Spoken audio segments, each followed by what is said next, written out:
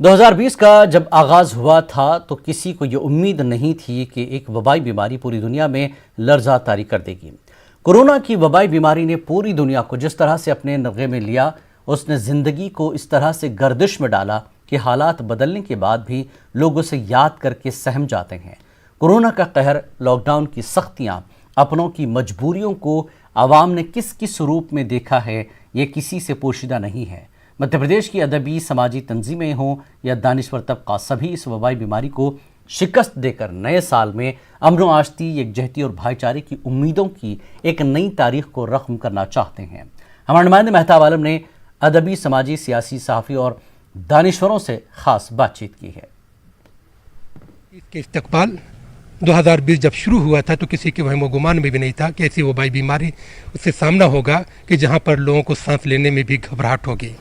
کس سے آوارگی کے پاک ہوئے، ہر طرف راستے بلاک ہوئے، لوگوں نے کس کس قہر سے یہاں پہ گزرے، زندگی اب تک وہاں پہنچی، اب حالات نارمل ہوئے۔ آئیے ہمارے ساتھ جو ہے کچھ شاعر بھی ہیں، ادیب بھی ہیں، صحافی بھی ہیں، یوتھ بھی ہیں، ان سے جانتے ہیں کہ وہ نئے سال کا استقبال کس طرح سے کریں گے۔ فرحان صاحب، کس طرح تیاری کی آپ نے؟ تیاری یہ ہے کہ یہ جو سال آ رہا ہے اس کی خوشی بھی ہے، اور جو یہ سال جو یہاں سے گیا ہے یہ بہت کچھ ہمیں سکھا کر گیا ہے۔ جیسے کہ ہم نے اس سے کئی چیزیں سیکھی بھی ہیں اور کئی حادثے اور غم بھی ہم نے دیکھے ہیں۔ تو ہم نئے سال میں امید کرتے ہیں کہ یہ سال خوشیاں لے کے آئے گا۔ اس پہ 2 لائن میں کہنا چاہوں گا، کورونا کو شکست دے کے ہم آئے ہیں یہاں تک، جائیں گے نئے سال میں منزل ہے جہاں تک۔ کیا بات ہے، کس طرح سے جو ہے 2020 کو آپ نے دیکھا اور 2021 کے لیے کیا تیاری؟ دیکھیے، ہم سب کا یقین اور عقیدہ ہے کہ اللہ تبارک و تعالی نعمت کو چھین کر بھی آزمائش میں ڈالتا ہے اور نعمت دے کر بھی آزماتا ہے۔ تو یہ جو 2020 ہمارا نکلا، جب شروع ہوا تھا تو ہم نے بالکل، ہمارے وہم و گمان میں نہیں تھا کہ اتنا بڑا ہمیں نقصان اٹھانا پڑے گا۔ ہم نے اپنے بزرگ بڑی ہستیوں کو کھویا اور بہت ساری چیزوں کو معاشی اعتبار سے ہم پچھڑ گئے، اور اللہ سے ہر دم ہر وقت یہی دعا تھی کہ اللہ اس وبا کو جلد سے جلد ہم سے دور کر دے۔ الحمدللہ 2020 میں یہ وبا ہم سے دور بھی ہو گئی ہے۔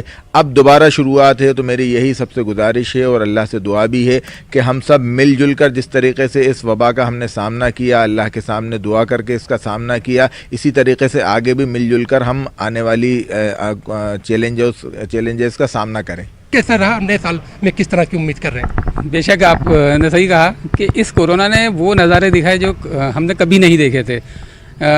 ورک فرام ہوم کا ایک نیا کانسیپٹ دیکھنے کو ملا۔ اب یہ وبا ٹل رہی ہے اور امید یہ کی جانا چاہیے کہ آنے والا سال ہمارے لیے، سبھی کے لیے بہت اچھے سے گزرے، اور وہ ترقی کے جو راستے کہیں نہ کہیں رکے ہیں ان کا راستہ پھر سے کھل جائے، سبھی کے لیے نیا سال اچھا ہو، یہی میری دعا ہے۔ پچھلے سال کا جو بری یادیں ہیں انہیں بھول کے نئے سال کے استقبال کرتے ہیں اور دعا کرتے ہیں کہ ہمارے ملک کے لیے یہ نیا سال بہتر ہو۔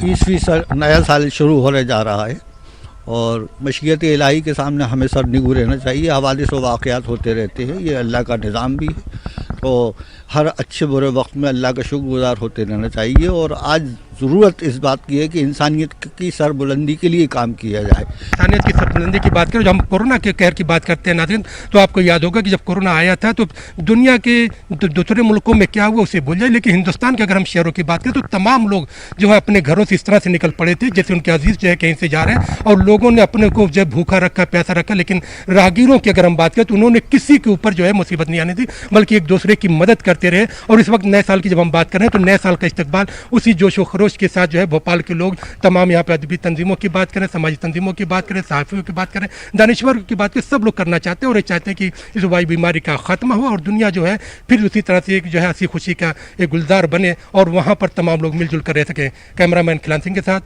مہتاب عالم، نیوز 18 بھوپال۔